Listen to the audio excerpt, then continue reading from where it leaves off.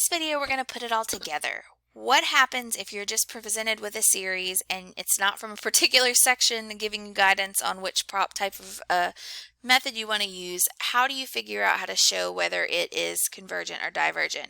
And remember, the justification is the most important part here. So we're going to kind of look at some guidelines because there's definitely a path of least resistance for each series. It may be that more than one test works, but you want to use the one that's the most efficient. So the first thing you want to ask yourself when you're looking at a series is, does the nth term approach 0? If not, the series is going to diverge. And remember, that's called the nth term test for a series. So the nth term test will never show you convergence, but it can show you divergence. So that's the easiest thing to check right off the bat. If you have a divergent series from the nth term test, you don't have to go any further. Next, you're going to want to look at the special types: geometric, p-series, telescoping, or alternating, because they all have their own tests. And you can see those kind of listed in this summary here. If that doesn't work, you might want to try the integral test, the root test, or the ratio test. And if that doesn't work, then that's when you pull out one of those special comparison types, like the direct comparison test or the limit comparison test. I would save those for a last resort. I would not pull those out first if I were you. So this is a summary of all the tests that we've learned so far for series. Now keep in mind, these are for series. These are the summations. This is not for sequences from the first section in this chapter. So you don't have to do any of this for a sequence. But again, nth term test I would check first.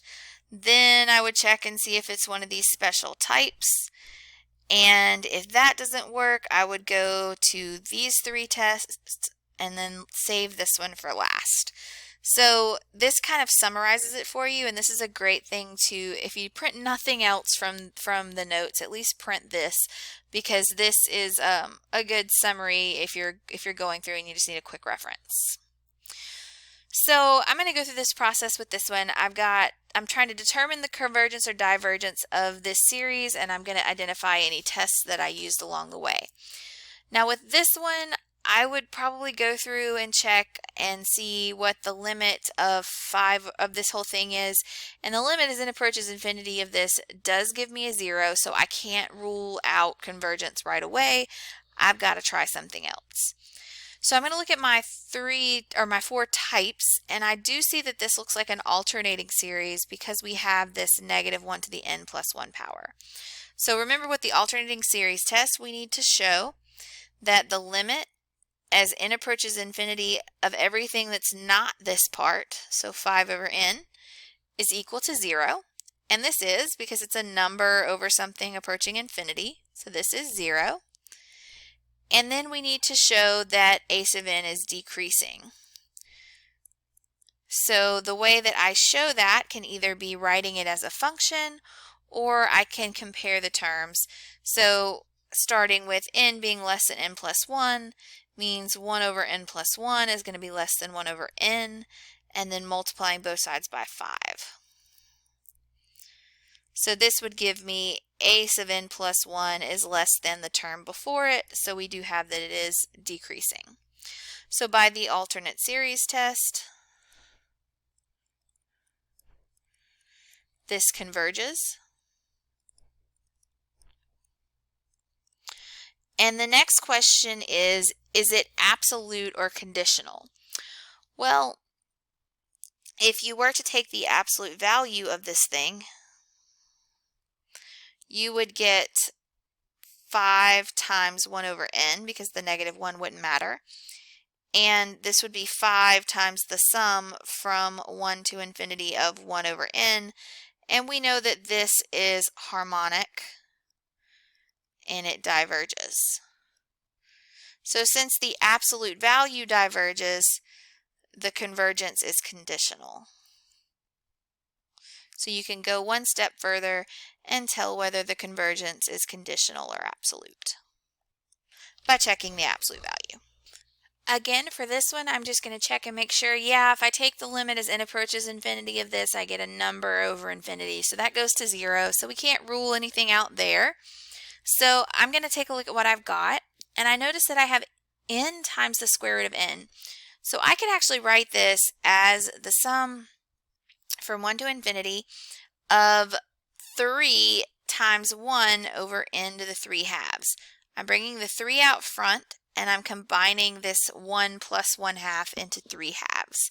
And this looks familiar to me. This is a p series, and its p is equal to 3 halves, which is greater than 1. So this series converges by the p series test. And the next question is, does it converge conditionally or absolutely? Well, the absolute value of 3 over n to the 3 halves is just equal to 3 over n to the 3 halves. And we already showed that that converges also. So it converges absolutely.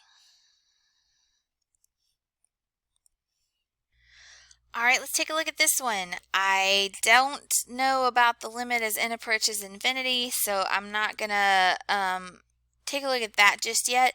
But what I can do is I can convert this into a geometric series, because if I were to take this and write it as the sum from 1 to infinity of negative 1 to the nth power times 3 to the nth power times 3 to the negative 2 power all over 2 to the n, just breaking apart this exponent, then what I can do is I can bring this out front as 1 over 3 squared.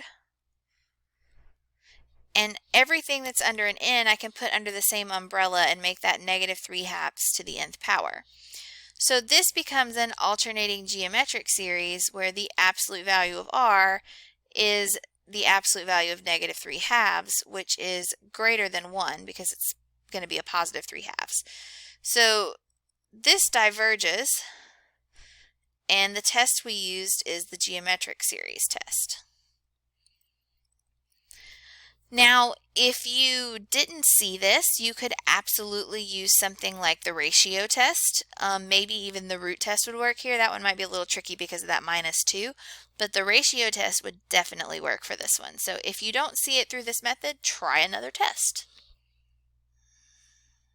I have the sum from 1 to infinity of cosine of n over 3 to the n, and whenever I see that cosine or sine, something like this, I think I'm probably going to want to work with absolute values, or maybe even a comparison test.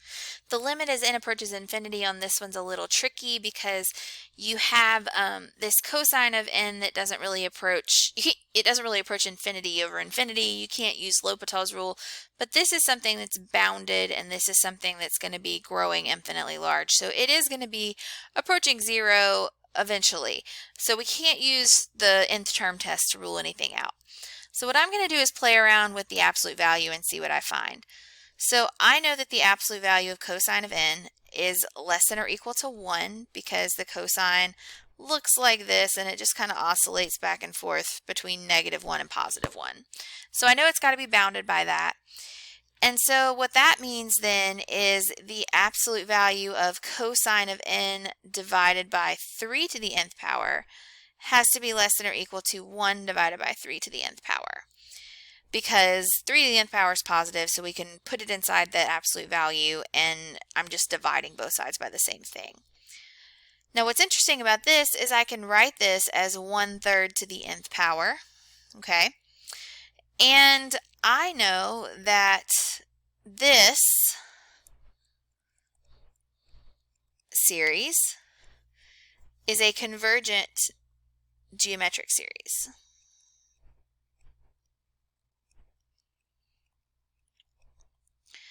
And I know that the absolute value of r is going to be 1/3, which is less than 1, so this thing is going to converge. And since we have a larger series that converges by the direct comparison test, the sum from 1 to infinity of the absolute value of cosine of n over 3 to the n converges.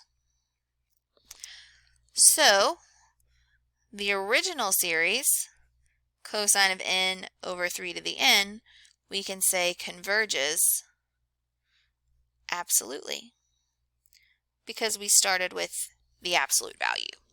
So we used 3 tests here. We used the geometric series test, we used the direct comparison test, and we used that idea that if the absolute value converges, then the original function converges absolutely. One more of these, I have the sum of n factorial over n times 7 to the nth power. The limit as n approaches infinity on this one's going to be a little difficult, because how do you compare n factorial and 7 to the nth power unless you're really, really familiar with those two functions? So I'm going to kind of go through my checklist. I don't see any of my special types. I don't see something like a geometric or a p-series or an alternating series. So I think I'm probably going to want to try the ratio test with this, because I see those factorials and those powers of n, or powers to the nth power. That usually just screams ratio test to me. So a sub n is going to be n factorial over n 7 to the nth power. And a sub n plus 1 is going to be n plus 1 factorial over n plus 1 times 7 to the n plus 1 power. So I'm going to do the limit as n approaches infinity of the absolute value of a sub n plus 1 over a sub n. So going ahead and flipping the fraction that we're dividing by, I'll get n plus 1 factorial over n plus 1 7 to the n plus 1 times n 7 to the n over n factorial. So I need to do some work on that. I want to go from n plus 1 factorial to n factorial, so I'll have n plus 1 times n factorial. And I want to go from 7 to the n plus 1 power to 7 to the n. So I'm going to have 7 to the nth power times 7, and then we'll have n 7 to the nth power and n factorial. And we'll cancel what cancels. And in this case, we can cancel a lot. We can cancel n plus 1 and n plus 1. We can cancel n factorial and n factorial. And we can cancel 7 to the nth power and 7 to the n power. So we get the limit as n approaches infinity of the absolute value of n over 7. And this is infinity divided by 7, essentially. So this is an infinite limit. And that's definitely greater than 1. So by the ratio test,